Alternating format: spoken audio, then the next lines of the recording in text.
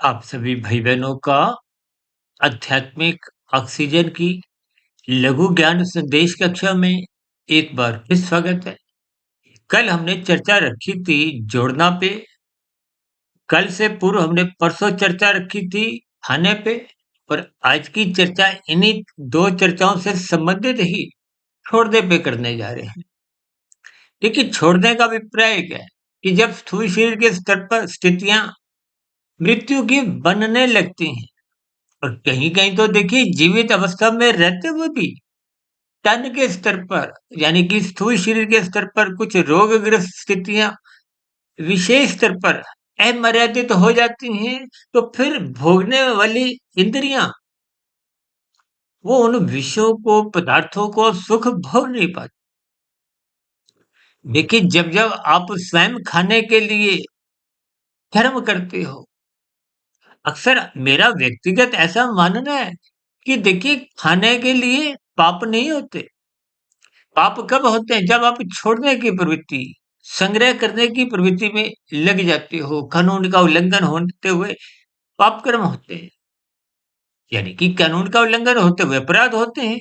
और यही स्थितियां जब शास्त्र विरुद्ध स्थितियां पाप कर्मों की बनती हैं, जो शास्त्र के विरुद्ध हैं, तो वो सभी स्थितियां आपका हमारा कर्मशय बिगाड़ती हैं। यानी कि स्थूल शरीर के स्तर पर आप और हम जितनी भी अपनी स्थितियां कर्मशय के रूप में बनाते हैं, हालांकि देखिए कर्मशय के साथ साथ संस्कार बिगड़ते हैं। और मानसिक स्तर पर भी जब आप अधिक संग्रह वृत्ति की ओर अपना जीवन लगाते हैं, तो मन बुद्धि उसी प्रकार की योजनाएं बनाती है। एक निंदक स्थितियों में भी मनुष्य उन सभी परिस्थितियों का संग कर जाता है, जो कानून के विरुद्ध भी होती हैं और शास्त्र विरुद्ध भी होती हैं। लेकिन जीवन के रहते रहते इन सभी स्थितियों पर विचार नहीं करता। देखिए, आपका हमारा स्वयं का अनुभव है कि कितने ही लोग इस मृत्यु को प्राप्त हुए, और मृत्यु के साथ ही स्थूल शरीर के स्तर पर ये धन संपत्ति की स्थितियां को हो, और भी देखिए कुछ सत्ता की स्थितियां को हो, जो जो आपने स्थूल शरीर के स्तर पर हासिल की थी, जब वो शास्त्र सम्मत धार्मिक स्थितियां भी हो, वो भी देखिए मृत्यु के साथ ही समाप्त समझी जाती है। यानी कि छोड़ना तो देखिए कोई नहीं चाहता, लेकिन साथ में तो कोई ले जा नहीं सकता। देखिए, स्थितियों के बहुत ही गहरे अर्थ हैं। ताकि ये जो 2 दिन पूर्व हमने चर्चा आरंभ की थी खाने की, जोड़ने की और आज छोड़ने की, इन स्थितियों को आप भी तर्क पूर्वक समझिए। अपने जीवन का सदुपयोग करते हुए पदार्थों की अपने स्थूल शरीर के स्तर पर एक सीमित अवस्था रखे, या यूं कहे कि सादा जीवन उच्च विचार रखे। क्योंकि विचारों का अभिप्राय मन बुद्धि के स्तर पर सात्विक स्थितियों से है। जब सात्विक स्थितियां मन बुद्धि के स्तर पर होती हैं, तो मनुष्य जोड़ने की प्रवृत्ति से बच जाता है। तो फिर ऐसी स्थितियों में कर्मशय भी बिगड़ता नहीं, और बुरे संस्कार भी बनने का प्रश्न ही नहीं उठता।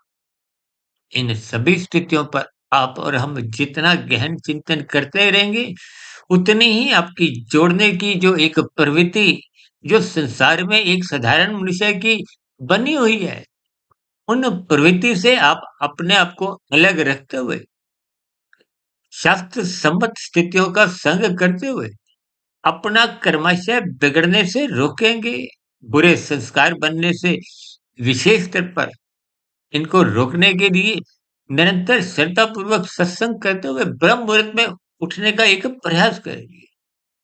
ये सभी सात्विक स्थितियां मनुष्य का रजोगुण बिगड़ने नहीं देती। जब रजोगुण बिगड़ता नहीं है, तो फिर मनुष्य ये संग्रह वृत्ति में गिरता नहीं है। यानी कि जब रजोगुण बिगड़ता नहीं है, तो तमोगुण में गिरने का प्रश्न ही नहीं उठता।